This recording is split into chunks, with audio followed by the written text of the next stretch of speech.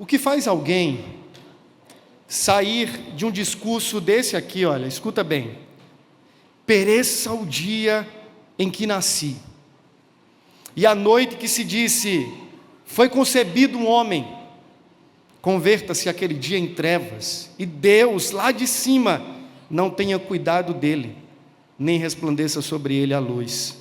Por que eu não morri na madre? Por que não expirei ao sair dela? Por que houve regaço que me acolhesse? E por que peitos para que eu mamasse? Porque já agora eu repousaria tranquilo, dormiria, e então haveria para mim descanso, como os reis e conselheiros da terra que para si edificam mausoléus, ou com os príncipes que tinham ouro e encheram de prata as suas casas, ou como um aborto oculto, eu não existiria, como crianças que nunca viram a luz. Por que se concede luz ao miserável e vida aos amargurados de ânimo, que esperam a morte, mas ela não vem? O que faz alguém sair desse discurso para esse aqui? Bem sei que tudo podes, e nenhum dos teus pensamentos podem ser frustrados. Eu te conhecia apenas de ouvir falar, mas agora os meus olhos te veem.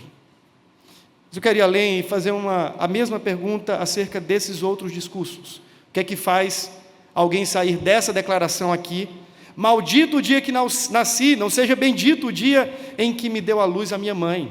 Maldito o homem que deu as novas a meu pai, dizendo, nasceu-te um filho, alegrando com isso grandemente, para isso aqui.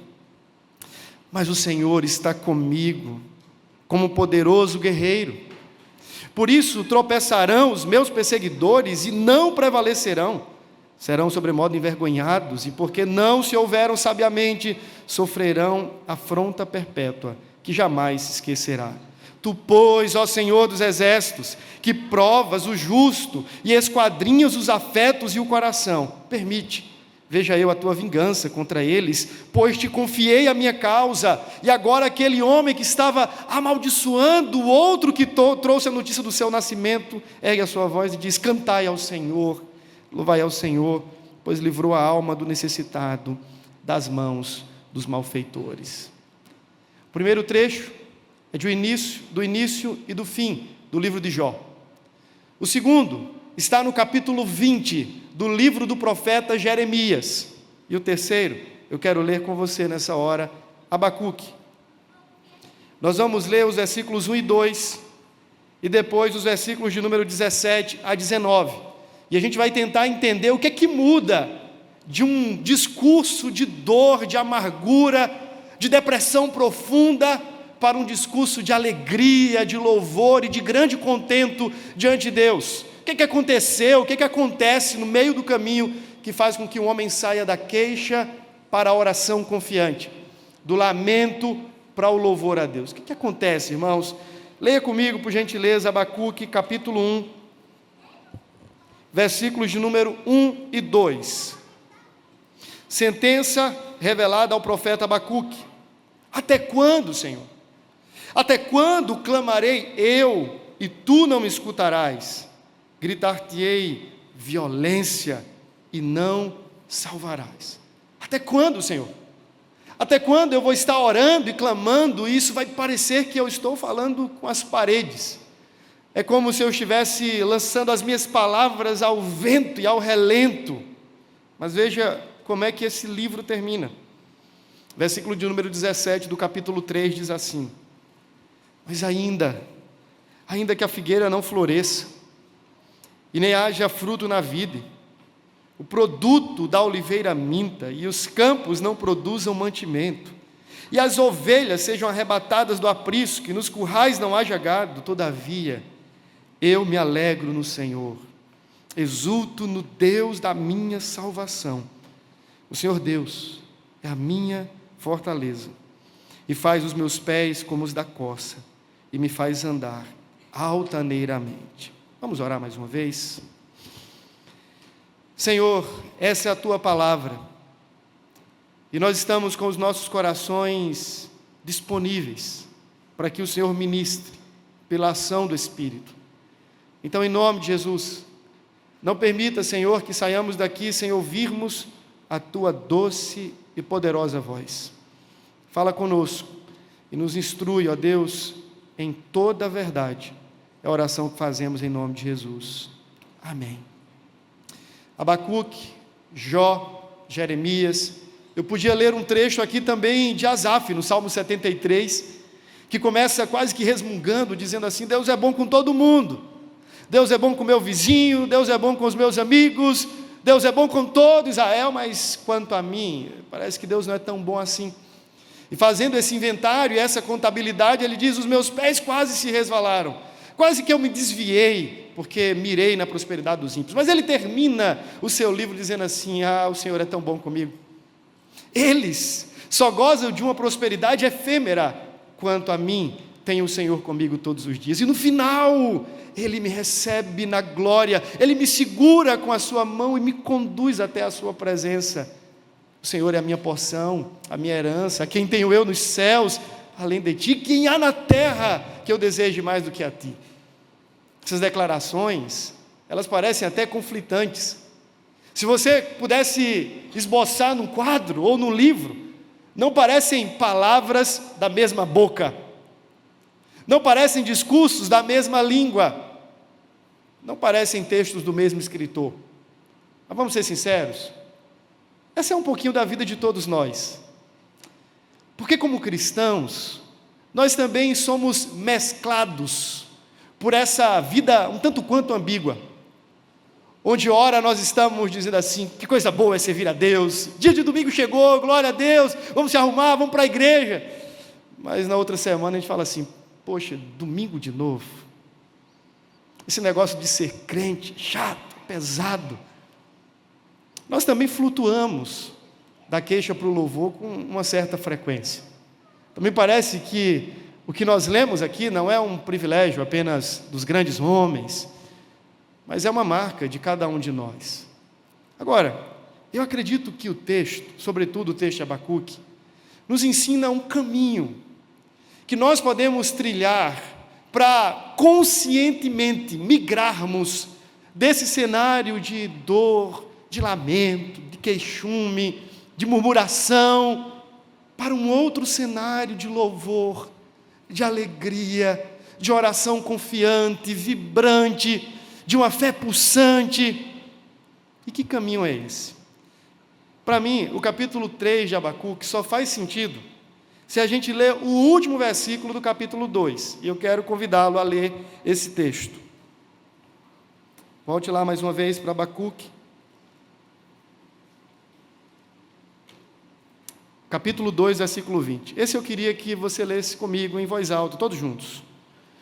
O Senhor, porém, está no seu santo templo, cale-se diante dele toda a terra. Deixa eu explicar rapidamente para você o que estava acontecendo. A nação de Judá, o povo de Israel, a nação do sul, havia se embebedado com a idolatria.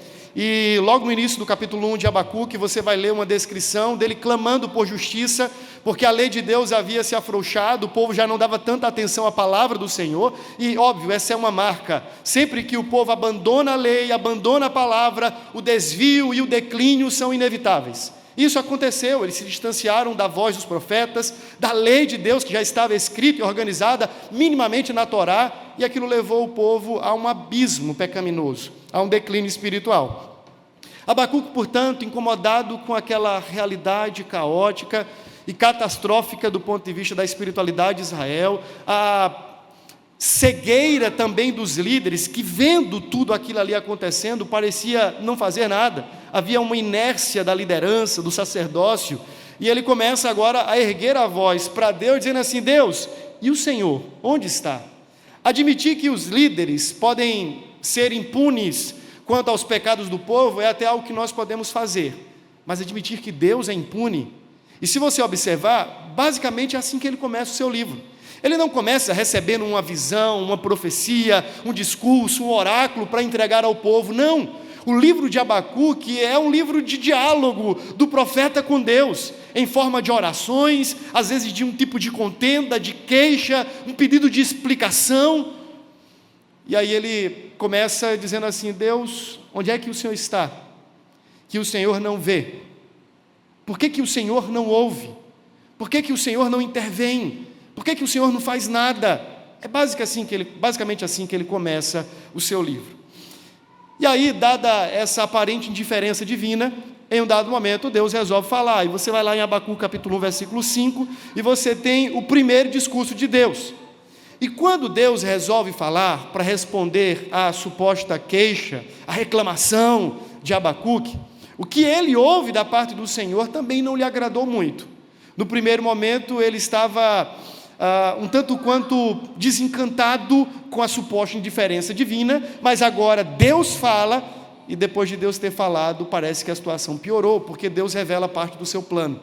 E o plano de Deus é o seguinte: olha, eu vou resolver a maldade de Israel, eu vou corrigi-los, discipliná-los, vou aplicar sobre eles a minha justiça, mas eu farei isso levantando os caldeus, o império neobabilônico. Eles vão servir em minhas mãos como vara de ferro, e eu vou disciplinar e corrigir o meu povo, trazendo justiça sobre eles, usando a figura dos babilônicos, e aí naquela ocasião, na pessoa de Nabucodonosor. Aquilo foi uma tragédia. Ouvir essa resposta de Deus, eu acho que a resposta imediata de Abacuque, quase que numa tréplica, era dizer assim: oh Deus, melhor seria se o Senhor não tivesse falado nada. E agora o profeta do Senhor vai contender, não mais com o silêncio de Deus, mas com a sua fala e os seus métodos. Ele diz assim: Senhor, Tu és puro, puro de olhos, Tu és santo, Tu não toleras o mal e nem a iniquidade. Como poderia o Senhor usar uma nação mais ruim, mais ímpia, mais suja do que essa nação, para trazer pureza e justiça? Como assim, Senhor? Veja, o que ele está fazendo aqui é se colocar no lugar de alguém que tenta entender os incompreensíveis caminhos da providência de Deus. Isso me lembra muito o Salmo 139, quando o salmista, por sua vez, diz assim: eu tentei esquadrinhar a sabedoria de Deus, eu tentei compreender os seus caminhos e explicá-los, pelo menos para mim mesmo, e eu tentei, eu contei e contei de novo, e recontei de novo, e não cheguei a lugar algum. E ele disse: eu poderia contar e contar e contar, sem chegar a nenhum fim, porque os pensamentos de Deus, disse Isaías, são mais altos do que os nossos pensamentos. Os caminhos de Deus são mais elevados do que os nossos caminhos. Mas há no nosso coração, lá no fundo, aquela tendência de, em alguma medida, controlar Deus, pelo menos tentando arrancar dele justificativas e explicações para as crises que estabelecem-se diante de nós. Afinal de contas, nós queremos resposta. Onde é que estás, Deus? Por que não me ouves? Por que não me vês? Por que não me enxergas? Por que não falas comigo? Porque parece que eu oro e o céu se fecha diante de mim como bronze. As minhas palavras parecem ser lançadas ao vento. E aí quando Deus resolve falar e resolve agir, lá estamos nós também como Abacuque, contendendo, intrigados no nosso íntimo, dizendo assim: Deus, por que o Senhor está fazendo desse jeito e não daquele? Por que dessa maneira e não daquela outra? Por que desse modo e não daquele? Veja, isso está muito presente em nosso coração. E todas as vezes que alguém finito como nós tentar exaurir o conhecimento de Deus a partir do nosso próprio conhecimento, arrancar de Deus todas as possíveis justificativas e explicações para dar razão ao nosso coração, todas as vezes que fizermos isso, nós vamos nos frustrar. A frustração está à porta de qualquer coração e de qualquer pessoa que tenta esquadrinhar o Senhor achando que poderá fazê-lo. Porque o que é o homem para sondar Deus? O que é o homem para arrancar de Deus as respostas, explicações e justificativas para dar alguma satisfação para o seu coração doído? O que é o finito para esgotar o infinito? A criatura para esquadrinhar o Criador. E Abacuque parece estar nesse momento. Só que algo muda. E aí no capítulo 2, já há algo que acontece, que talvez comece ali a mudar no coração de Abacuque, é quando Deus diz assim: olha, fica tranquilo, vocês serão corrigidos, eu irei disciplinar vocês usando o Império Neobabilônico, mas para que você saiba que eu não tolero a injustiça, fique sabendo também você, que eles não ficarão impunes dos seus pecados. E aí Deus levanta uma sequência de sentenças e de ameaças, que não é mais agora para Judá, e sim para os caldeus. Existem ais, que são sentenças e declarações de Deus contra aquele povo, dizendo assim: eles servirão ao meu propósito, mas não ficarão impunes. É aí que chegamos no final do capítulo 2, onde Abacuque tem uma visão, uma declaração gloriosa acerca do lugar que Deus ocupa no palco da história. E para mim é aí exatamente que as coisas começam a mudar no seu coração.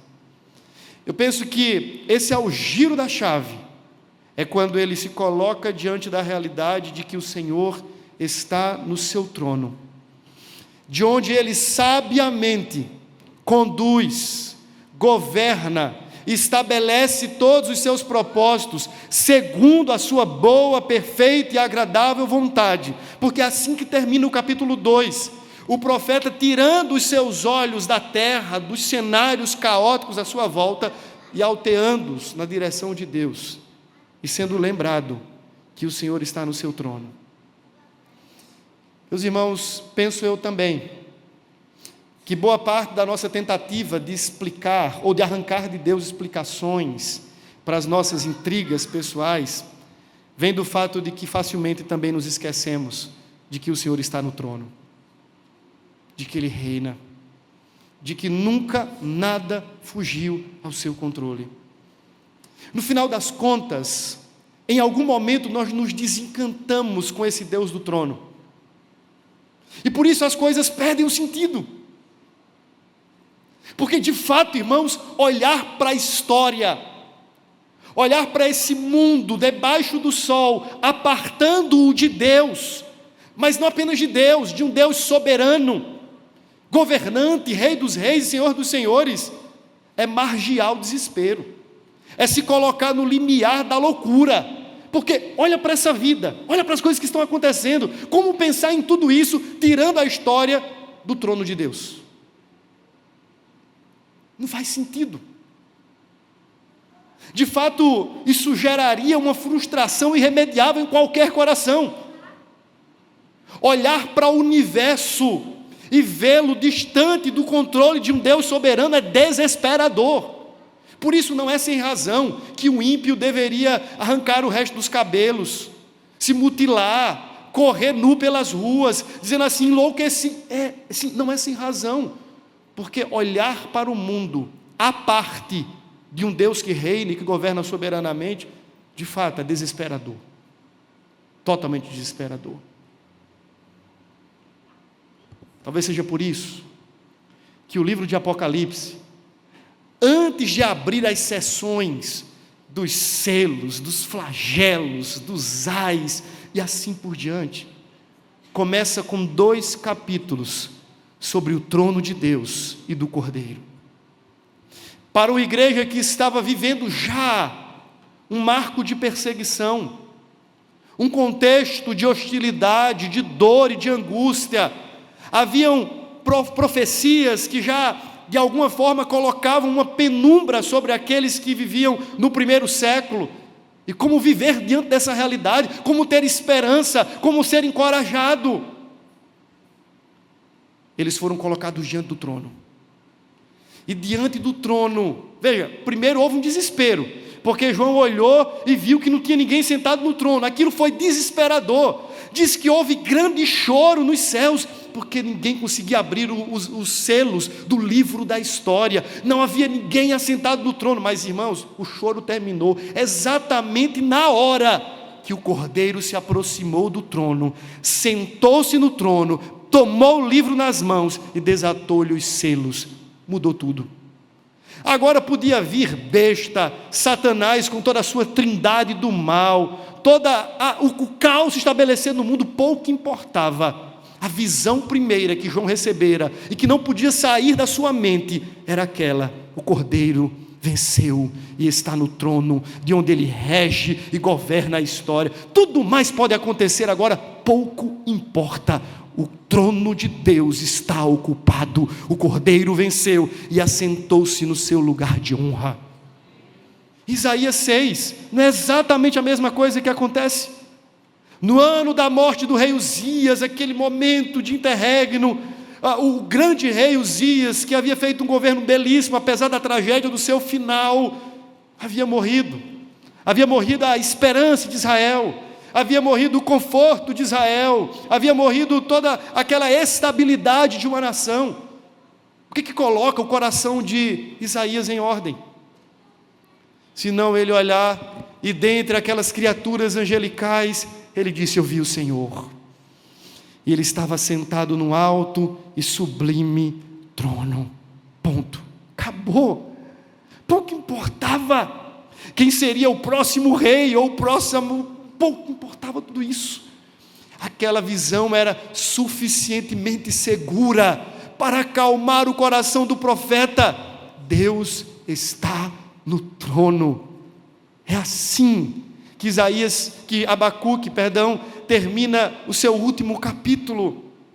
O Senhor está no seu santo templo. Aqui a ideia não é do templo em Jerusalém, mas do templo cósmico.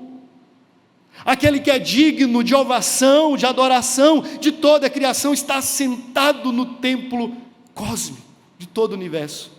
E diante dele, toda a terra baixa a guarda e se cala, porque só há um rei.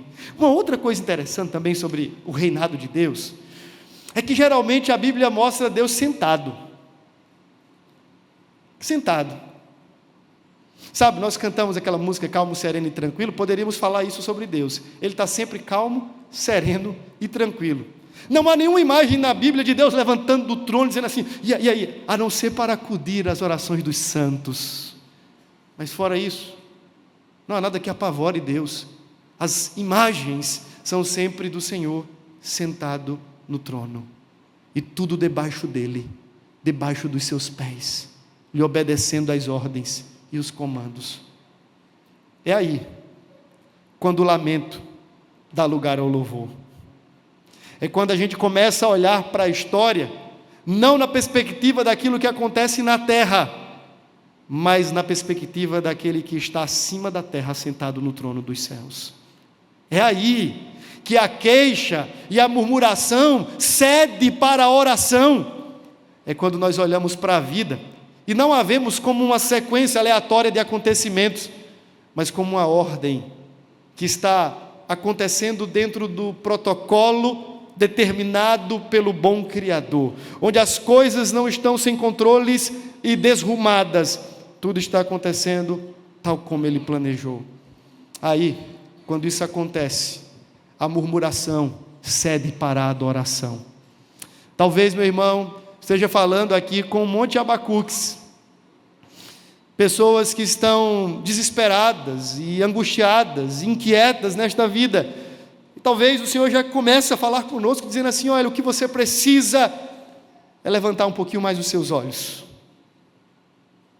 Você está com o farol baixo, você precisa levantar os seus olhos na direção dos céus, e ser lembrado de uma vez por todas nesta noite, que o teu Deus reina, de geração em geração, aleluia, sobre homens, sobre anjos, sobre falsos deuses, sobre a igreja, sobre os opositores da igreja, sobre Satanás, sobre as miríades angelicais. O nosso Deus reina, e isso muda tudo. quando eu estava, em certa ocasião, meditando no livro de Jó, e faz todo sentido o que eu vou dizer agora com o que está acontecendo com Abacuque. Eu já preguei aqui, inclusive em Abacuque, fazendo uma pregação mais panorâmica.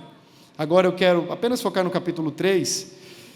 Mas, quando eu estava meditando em Jó, no finalzinho, capítulo 42, certa ocasião, me ocorreu ao coração o seguinte, a seguinte pergunta, que ela é muito óbvia. O que mudou do ponto de vista circunstancial, do capítulo 1 ao capítulo 42 do livro de Jó? O que mudou? O início do capítulo 42. E a resposta mais óbvia é: nada. Mas uma outra resposta me ocorreu ao coração: tudo. Porque veja, ele está tão pobre quanto depois do episódio de perder todos os seus bens. Ele está tão doente quanto já não lhe sobravam unhas para coçar o corpo, e ele tinha que pegar cacos de telhas e coçar as suas feridas. Seus filhos também não haviam sido ressuscitados. Ele estava abatido pela dor do luto. A mulher talvez continuasse do seu lado, dizendo assim: amaldiçoa teu Deus e morre, amaldiçoa teu Deus e morre, amaldiçoa teu Deus e morre. Talvez nada muito grandioso aconteceu entre o capítulo 41 e 42.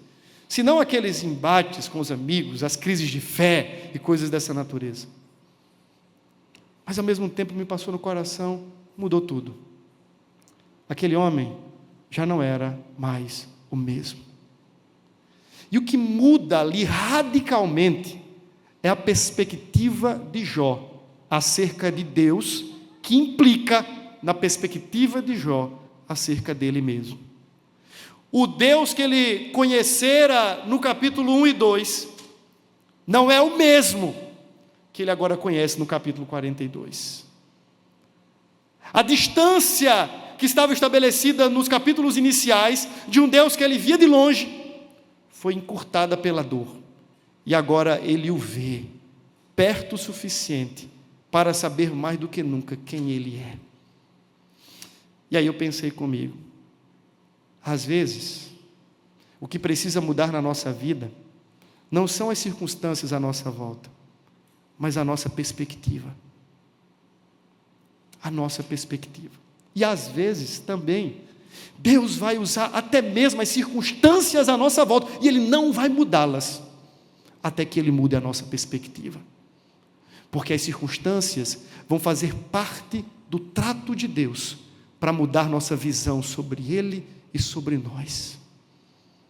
Por isso que Deus nem sempre vai mudar as circunstâncias, porque o que mais lhe interessa é mudar a nossa perspectiva.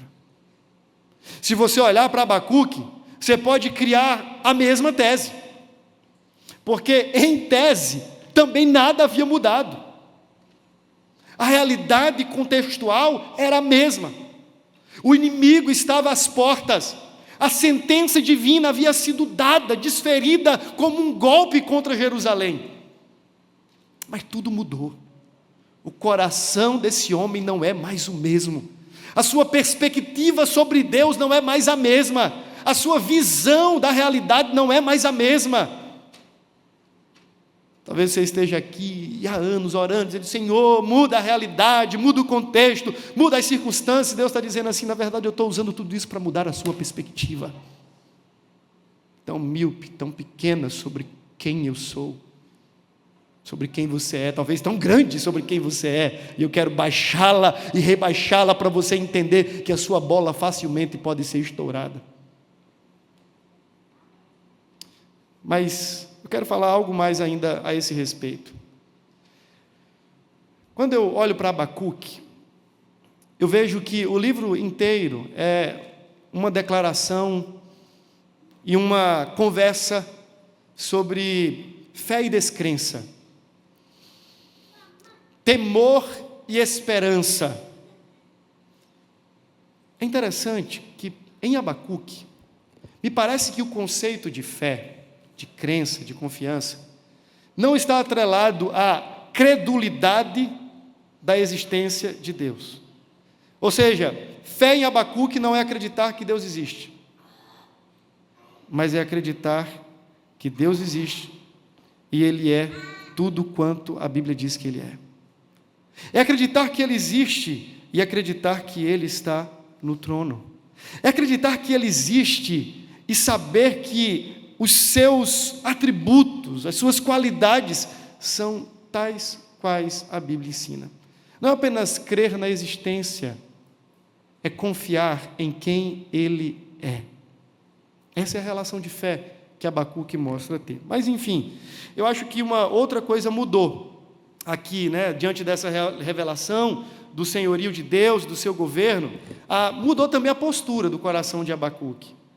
Eu poderia ler com você os capítulos 1 e 2, onde ele está o tempo todo tentando entender, e ele vai contendendo, e ele vai tentando inferir ideias e justificativas para explicar para o seu próprio coração o porquê disso e o porquê daquilo, e ele para. Se você observar, veja comigo, por gentileza, o início dos versículos do capítulo 3. Tenho ouvido, ó Senhor, as tuas declarações, e eu me sinto alarmado, como se uma buzina tivesse tocado aos meus ouvidos. E então ele disse: aviva, Senhor, a tua obra. No decorrer dos anos, e no decurso dos anos, faze-a conhecida. Na tua ira, lembra-te da misericórdia. Há pelo menos duas possíveis interpretações para essa expressão. Uma delas é: Senhor, traz algum tipo de renovo sobre o teu povo. Traz um vigor espiritual renovado, a ideia de avivar como trazer nova vida. Uma outra possível interpretação é: preserva em vida este povo durante os dias da tua ira. É mais ou menos dizendo o seguinte: Senhor, quando estiveres por derramar o cálice da tua ira sobre este povo, lembra-te da tua misericórdia. Guarda-os, ó Deus, não os destrói, preserva-os por causa da tua grande compaixão, da tua aliança e do teu grande amor. Ó Deus, conserva em vida este povo. Nós merecemos morrer, merecemos ser destruídos, mas, ó Deus, por amor do teu nome, mantém vivo esse povo que o Senhor chama povo seu. Nicodemos prefere a interpretação, essa segunda interpretação, mas Heber Campos Júnior une as duas. E ele diz que, ao mesmo tempo, nessa declaração e súplica de Abacuque, você tem um pedido para que Deus trouxesse nova vida espiritual, porque no capítulo 1 você vê o desvio grandioso da nação. Ele diz assim: Senhor, traz o teu povo de volta à tua lei. Traz nova vida espiritual, renovo, vigor, restauração, mas também, ó Deus, preserve em vida, para que esse povo não seja destruído. Mas o que muda aqui, meus irmãos, é que não há nenhuma contestação. Você não encontra no capítulo 3 nada de Abacuque dizendo assim: ó Deus, mas não seria melhor se o Senhor fizesse daquela forma? Ó Senhor, por que estás fazendo isso? Por que te demoras? Ou algo dessa. Parece que as contestações foram vencidas diante do cenário de um Deus soberano e todo-poderoso. E agora ele está rendido. Ele se rende. E é como se ele estivesse dizendo assim: Senhor, faça o que tiver de fazer. Mas lembra, Deus, que tu és também misericordioso. Ele tira os olhos da maldade humana e os aponta na direção da misericórdia divina. Sabe, olhar para a maldade humana, para a desonestidade humana, para a suplantação da verdade pela mentira, da justiça pela injustiça nesse mundo, pode levar os nossos pés ao tropeço. Me lembra Jeremias capítulo 3. Em Jeremias capítulo 3, Lamentações de Jeremias capítulo 3, você tem um paralelo entre o profeta de Deus, num dado momento, dizendo assim: quase pereci a minha esperança, a minha glória quase se esvaiu, eu estou bêbado pela dor e pela angústia, como alguém que tomou muito absinto. É assim que ele se vê. No segundo momento ele diz assim: mas eu quero trazer à memória o que pode me dar esperança. E o que é que ele diz? As misericórdias do Senhor são a causa de não sermos consumidos. renovam-se, faz-se novas todas as manhãs. Grande é a sua fidelidade. O que é que está acontecendo? Algo parecido. Abacuque está tirando os olhos da maldade humana e colocando-os na misericórdia divina. Parecido com o que Jeremias faz. Ele deixa de olhar para a tragédia, para o caos e para a dor em sua volta e começa a olhar agora para Deus em sua misericórdia. No primeiro momento ele olha para Deus em sua grandeza e soberania, mas agora no segundo momento ele olha para Deus em sua misericórdia. Por conta do tempo, vamos avançar. Eu não vou ler o texto, mas do versículo 3 até o versículo 15, você vai ter uma soma de imagens, de figuras que vão se movimentando, e você vai encontrar alguns paralelos com a história do Êxodo, o povo saindo desde o Sinai ali, o povo se encontrando com Deus, raios, relâmpagos e trovões, Deus poderosamente se levantando como rei do seu povo, tomando os raios como lanças em suas próprias mãos e desferindo golpes contra os seus inimigos. Você vai ver as pragas indo adiante do Senhor, antes que ele venha com a 10ª praga sobre o Egito, a Deus se irando contra as águas, abrindo os mares, abrindo o Jordão. Você vai ver Deus parando o sol, para que o seu povo pudesse ser vitorioso na batalha, e todas estas declarações, não em forma de prosa, não numa narração, mas na forma de uma poesia, com várias imagens, vão sendo construídas aqui, do versículo 3 até o versículo 15. E o que é que Abacuque gostaria de mostrar para aquele povo e para a gente hoje? O que é que muda? É que ele tira os seus olhos das circunstâncias pontuais e coloca os seus olhos no movimento da história. Veja, ainda que ele está contemplando, ou esteja contemplando em alguma medida, um evento futuro, se você faz uma análisezinha básica, você vai descobrir que o que ele tem por trás é, na verdade, o movimento da história, o que aconteceu no passado. Sabe uma das maneiras que a gente pode agora caminhar para sair desse ambiente de pesar, de lamento, de murmuração, e ir para o cenário do louvor e da alegria em Deus? É tirando os olhos, tão somente daquilo que nos circunda, e fazendo um movimento agora de recordação de tudo quanto Deus já fez na história. Veja, alguém que está lamentando, geralmente ele está lamentando por algo que ele está vivenciando. Está faltando isso, não aconteceu aquilo. Eu fui assaltado nessa dimensão da minha vida, eu perdi isso e aquilo outro. A gente é tomado por essas lembranças de dor, de circunstância que se montam diante de nós. Mas agora Abacuque está falando assim, voltem os olhos para a história.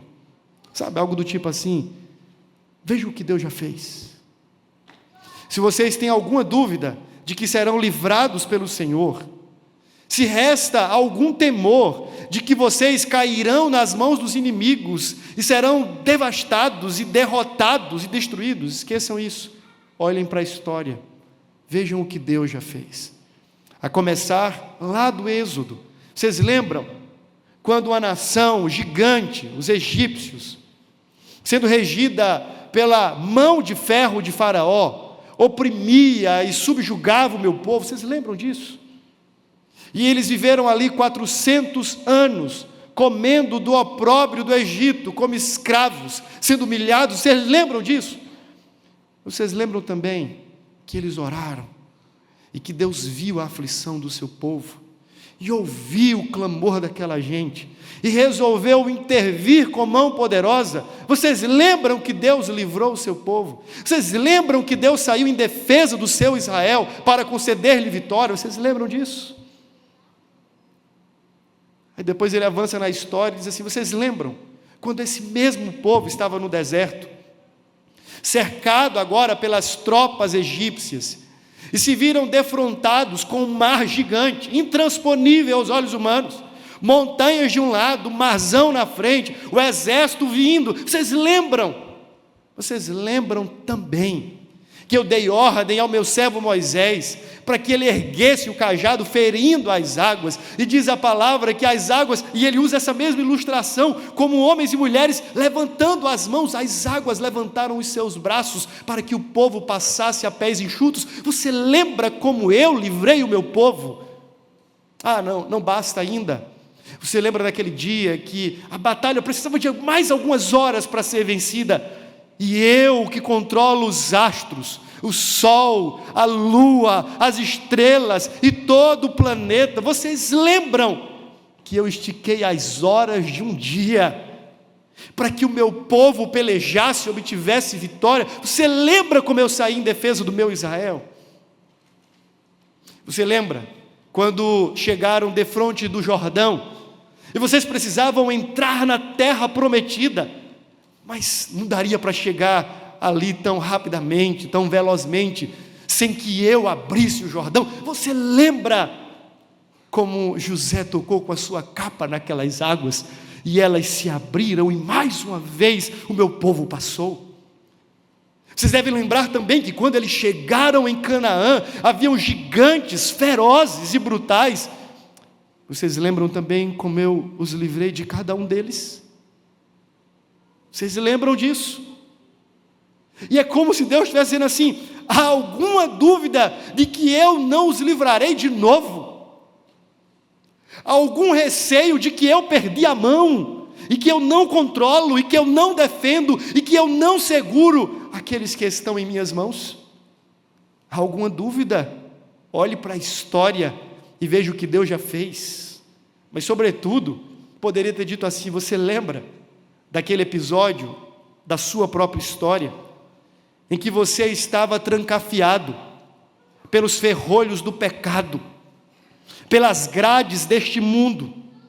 Você lembra que você estava sendo subjugado por Satanás e pelas tentações e desejos da sua própria natureza? Mas você lembra também que eu vim até você, e com mão poderosa, por meio do Cristo, meu Filho, eu quebrei todo o grilhão e toda a cadeia, eu desfiz toda a maldição e todo o jugo que era contra você, e o pus em liberdade. Eu saí em sua defesa, eu destruí os seus inimigos. Você lembra disso? Há alguma dúvida ainda de que eu não cuido do meu povo, que eu não saio em defesa dos meus filhos? Você ainda tem alguma dúvida? É mais ou menos essa narrativa e esse tipo de argumento que está sendo construído. Ele tem um balanço da história e diz assim: há alguma dúvida mesmo? Há alguma dúvida, algum receio? Se houver, que caia por terra nessa noite, porque Deus está dizendo assim: eu velo por aqueles que são meus, eu saio em defesa do meu povo, eu garanto-lhes a salvação e o livramento, eu sempre fiz isso e farei até o fim. Esse é o argumento do versículo 3 ao versículo 15. Tire os olhos desse momento pontual da sua vida, onde você diz: não está acontecendo isso, eu não passei naquilo. Olha para o que Deus já fez. Enquanto você ficar olhando para o que não aconteceu, para o que você não tem, para o que Deus ainda não fez, e talvez Ele nunca faça, você vai ficar murmurando e lamentando a vida inteira. Mas se você fizer um movimento só no seu olhar para a história, você sairá daqui saltitando de alegria, vendo tudo quanto Deus já fez, sobretudo em Cristo Jesus. O problema é que a gente está olhando demais porque a gente não tem, não fez, não aconteceu. E Ele está dizendo assim: volta os olhos, volta as páginas, vê tudo quanto eu já fiz. Por fim, o último movimento é o movimento da desconfiança para a confiança. O primeiro deles eu falei que é o movimento da terra para os céus. É alguém que deixa de olhar para o que está acontecendo à sua volta e passa a olhar para a história a partir do trono de Deus. O segundo é que ele tira os olhos da maldade humana e ele passa a contemplar as misericórdias divinas. O terceiro movimento é que ele tira os olhos dos momentos, das circunstâncias pontuais para o mover de Deus na história. E o quarto e último é que ele tira a sua atenção daquilo que poderia gerar alguma desconfiança para a fé, para a confiança no Senhor. Está no versículo 17 a 19. E aí ele vai dizer o seguinte: ele vai criar um cenário hipotético, vale aqui salientar. Nada disso aconteceu ainda. Então ele vai dizer: ainda que a figueira não floresça, nem haja fruto na vide, o produto da oliveira minta, os campos não produzam mantimento, as ovelhas sejam arrebatadas do aprisco, que nos currais não haja gado, ainda que tudo isso aconteça, que nós soframos cruelmente nas mãos dos nossos inimigos, que sejamos abalados como nação na nossa economia, que sejamos derrotados como povo, ainda que tudo isso aconteça, e que o básico, o substancial, aquilo que é subsídio básico para a nossa sobrevivência, deixe de existir. Aí ele dá uma declaração que é fantástica: todavia, eu me alegro no Senhor e exulto no Deus da minha salvação. Isso é fantástico, meu irmão. Fantástico. É alguém que tira os olhos de si mesmo, do seu conforto, da sua agenda de planos sendo cumpridos, e coloca os olhos, e não apenas os olhos, mas o seu coração e a sua satisfação em Deus. Cantar isso é mais fácil do que viver. Troca esse vinho, troca aí essas vacas no campo, troca as ovelhas, por algo que para você é muito importante. Pensa aí agora. Pode ser a sua carreira profissional, seus filhos, seu casamento, ministério. Pensa aí agora. E se isso fosse saqueado da sua vida? E se você não pudesse contar com isso mais no seu inventário e no balanço de final de ano?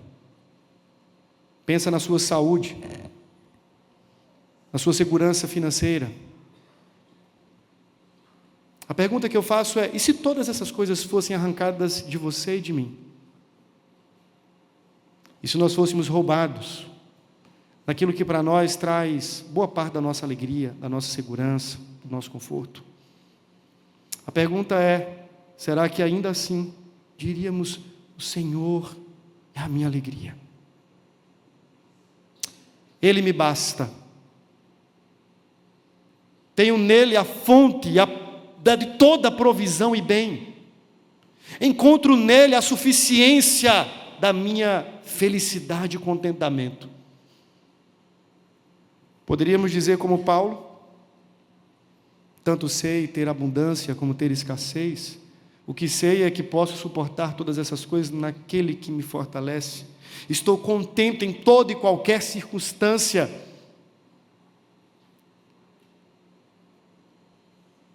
A questão, meus irmãos, é que enquanto os nossos olhos estiverem em nós mesmos e não no Senhor, quando a nossa satisfação estiver no ambiente das circunstâncias e não do Senhor, quando o nosso contentamento estiver atrelado àquilo que Deus faz e não àquilo que Deus é, nós temos uma grande tendência de sermos derrubados da nossa alegria.